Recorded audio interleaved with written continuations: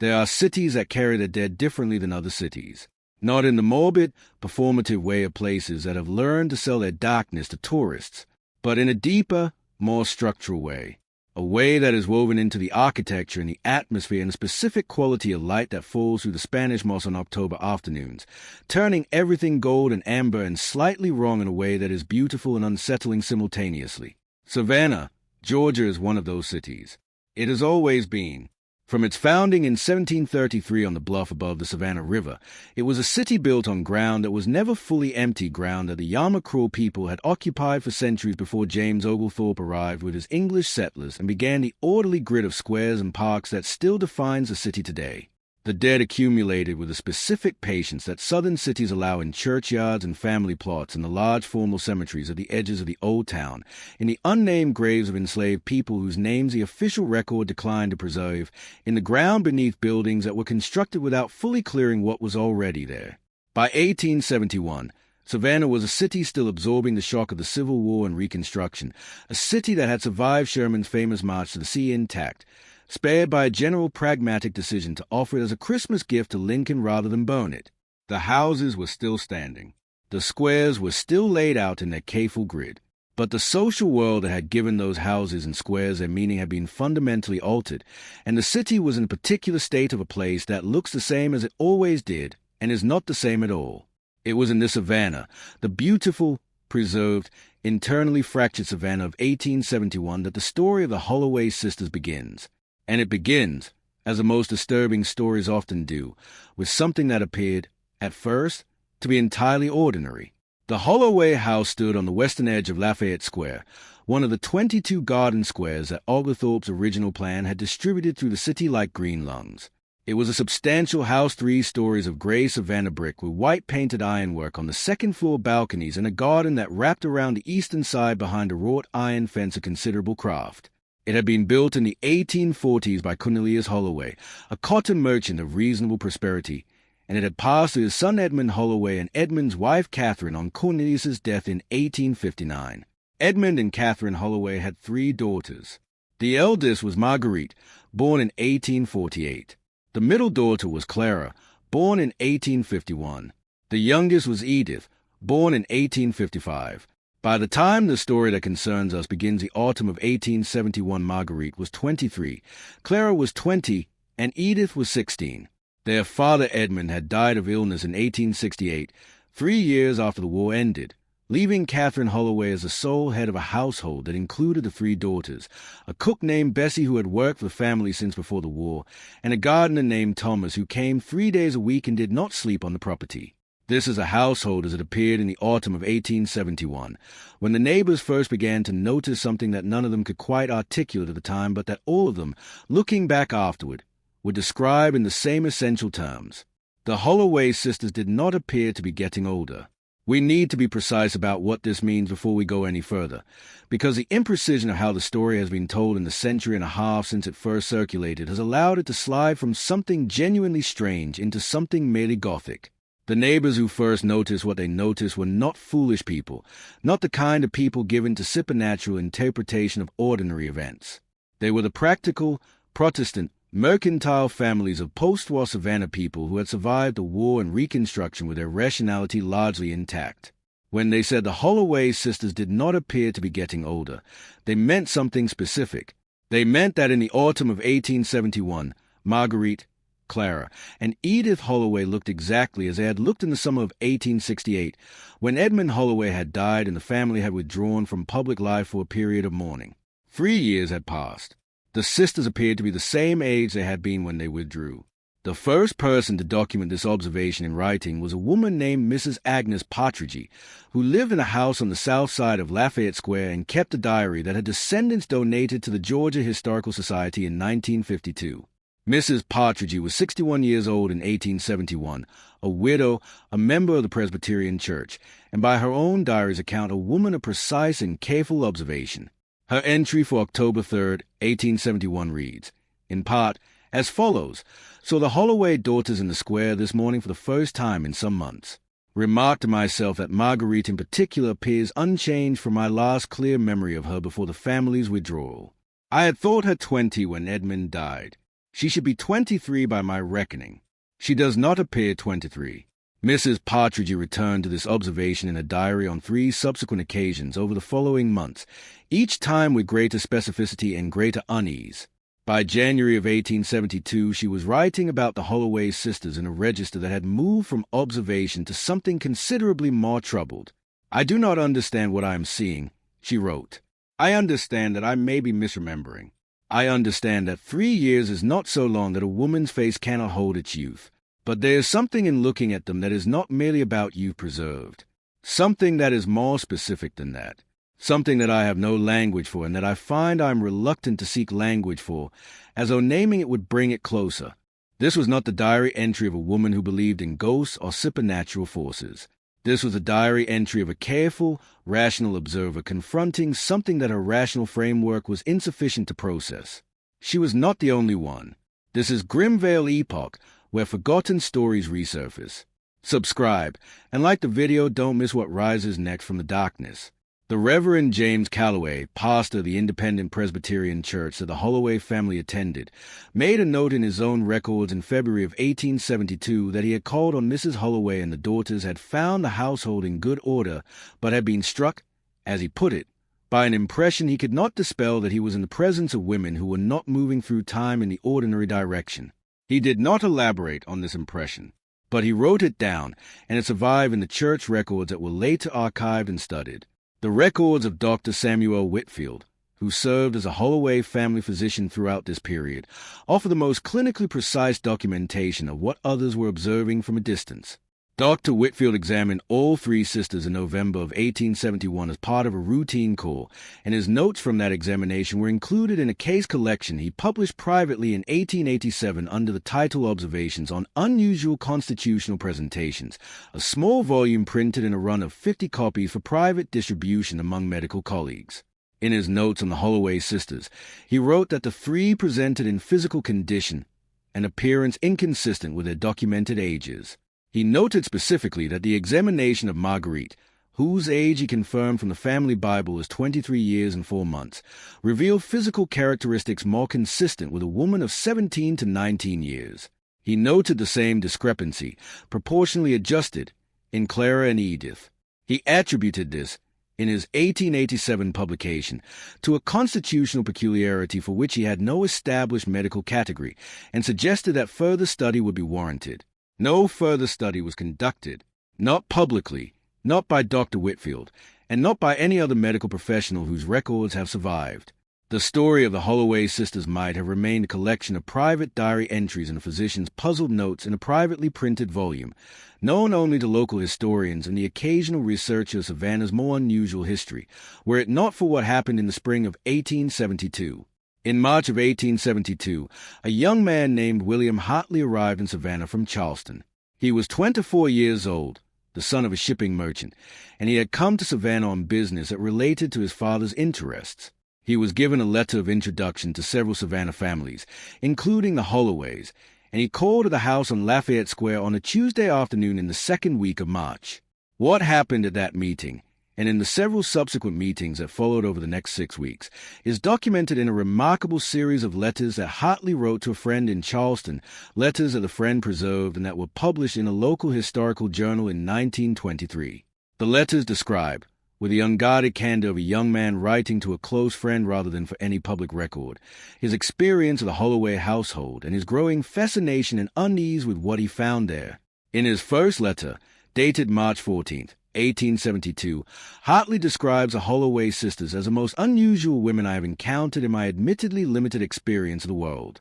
He describes them as beautiful in a way that he finds difficult to account for not simply the beauty of youth. He writes, but something more specific, something that made him feel, in his own words, as though he were in the presence of a painting rather than a person. A quality of stillness in the face that made him think involuntarily of portraits rather than living women. His second letter, written 3 weeks later, is more troubled. He had by this point called at the Holloway house 4 times.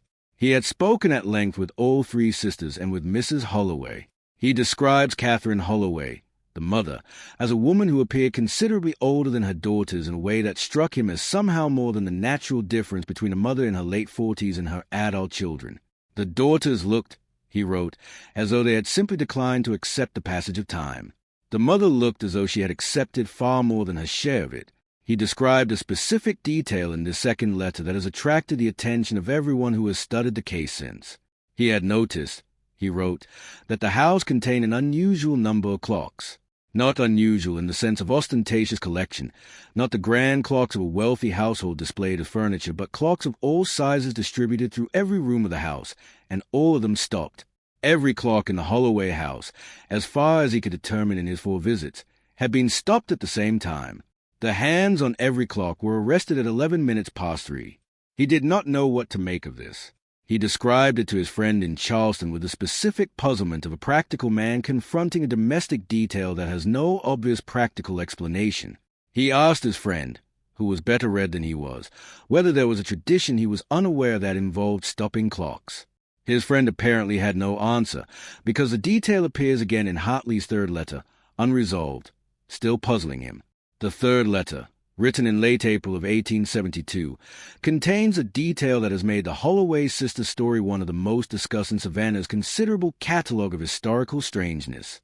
Hartley had, during one of his later visits, managed to spend time in the house's library, which was on the ground floor and which contained, among the expected volumes of a prosperous mid-19th century Southern household, a collection of books on medical and botanical subjects that he found unexpected in a household of women without professional training. He did not, in his letter, list the specific titles, a gap that historians have found frustrating. But he describes a general character of the collection as pertaining, in his judgment, to the preservation of organic matter, and to the chemical properties of certain botanical compounds, and to what he calls somewhat more arcane subject that I confess I lack the learning to fully evaluate. He had also, he wrote, noticed something in the garden. The Holloway garden, visible from the windows of the room where he was usually received, contained a section in the eastern corner that appeared distinct from the rest of the planting. The rest of the garden was cultivated in the manner of respectable Savannah household gardens of the period flowers, some kitchen herbs, ornamental shrubs. The eastern corner was different. The plants there were unfamiliar to him, dark-leaved and low-growing, not flowering. They had been cultivated with apparent care. Thomas, the gardener, he had been told by a household servant, did not tend that section. That section was tended by the sisters themselves. Hartley's 4th and final letter from Savannah, dated May 2nd, 1872, is the shortest of the 4. He was leaving Savannah the following day and would not be returning.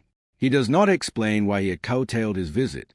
He says only that he had called at the Holloway house for the last time the previous afternoon, and that he had found the house uncharacteristically quiet, and that when Marguerite Holloway had come to receive him in the front parlor, he had noticed something that he had not noticed before, possibly because it had not been there before, or possibly because he had simply failed to see it in his previous visits. There was no reflection of Marguerite Holloway in the parlor mirror. He stood in the parlor, he wrote, with a mirror on the wall to his left, and Marguerite stood before him, and he was aware, at the edge of his perception, that the mirror contained only the room and not the woman standing in it. He did not say anything. He conducted the call as though nothing unusual had occurred. He left after 20 minutes and walked directly back to his boarding house and began packing his belongings. He concluded the letter with a single sentence that has been quoted in every subsequent account of the Holloway case. "I do not know what is in that house," he wrote, "but I know that it is not aging. This is Grimveil Epoch, where forgotten stories resurface. Subscribe, and like the video, don't miss what rises next from the darkness." What happened to the Holloway sisters after 1872 is a matter of fragmentary record and substantial historical dispute. The family remained in the house on Lafayette Square through the 1870s. Mrs. Catherine Holloway died in 1879. Her death recorded in the Savannah Morning News with a notice that described her as having been in failing health for some time. The notice described her as leaving behind 3 daughters. It did not mention their ages. Dr. Whitfield, who signed the death certificate, made one final notation in his private records about the Holloway household at the time of Catherine's death. He wrote that he had attended Mrs. Holloway in her final illness and that he had seen the daughters at her bedside. He wrote that the daughters appeared, in his estimation, no older than they had appeared at his examination of them in November of 1871, 8 years earlier. He concluded this notation with a single sentence that he underlined twice: "I am a man of science, and I do not write this lightly." The house was sold in 1882. The subsequent owners found it unremarkable. The stop clocks were gone. The unusual section of the garden had been cleared and replanted. No one who lived in the house afterward reported anything unusual. The Holloway sisters themselves simply disappeared from the Savannah record after 1882. There is no death notice of any of them in any Savannah newspaper. There is no marriage record. There is no record of departure for another city. They are simply absent from the documentary record from the point at which the house was sold, as though they stepped through a door and the door closed behind them. Researchers who have looked for them in other cities' records have found several possible matches: a Marguerite Holloway appearing in the New Orleans census of 1890, a Clara Holloway in the Baltimore City Directory of 1895, and Edith Holloway in the records of a Charleston boarding house in 1901. Whether these are the same women is not established. The ages given in these records, if accurate, would make the women approximately the ages they would be expected to be if they had aged normally since 1871. But then, a woman who had decided she was done being seen might know how to give a different age when asked. There is one final piece of the Holloway record that deserves attention because it is the most specific and the most difficult to explain within any ordinary framework. In 1924, during renovation work on the Holloway house, which by then had passed through several owners and was being updated for division into apartments, workmen discovered a sealed space beneath the floorboards of the ground floor library. The space was approximately 4 feet square and 2 feet deep, lined with what appeared to be lead sheeting. Inside it were 3 glass containers of a type used for preserving specimens, of the kind that would have been common in a medical or scientific context in the mid to late 19th century. Each container held a substance that the workmen initially described as dark fluid. Each container was sealed with a wax stopper. Each container had a piece of paper attached with a length of ribbon. The papers bore names in a feminine hand: Marguerite, Clara, Edith. The containers were examined by a chemist at the Georgia School of Technology who was consulted by the building's owner. His analysis, preserved in a brief letter that forms part of the record in the Georgia Historical Society, found the fluid to be a complex organic compound that he could not fully characterize with the analytical tools available to him in 1924. He noted botanical components. He noted that the compound appeared to contain, in his words, materials of human origin, though he could not be more specific. He recommended that the containers be disposed of carefully. They were. No further analysis was conducted. The stop clocks, the unfamiliar plants tended only by the sisters, the library of books on preservation and botanical chemistry, the physician who examined them and could not account for what he found, the practical young man from Charleston who packed his bags after seeing a mirror that showed him only the room, the containers beneath the floorboards, sealed and labeled with their names, the Holloway sisters who never aged. The story of Savannah in 1871 is, officially, a story of a city recovering from a war and finding its way through reconstruction toward the prosperous, preserved, beautifully maintained place it is today. That story is true. It is also incomplete in the specific way that all official stories are incomplete, edited to include what the official record is comfortable preserving and to exclude what it does not have a category for. The Holloway sisters do not have a category in the official story of Savannah. They never did.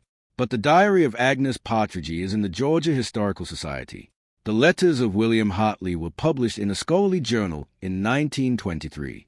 The medical notes of Dr. Samuel Whitfield exist in a privately printed volume, of which perhaps a dozen copies survive.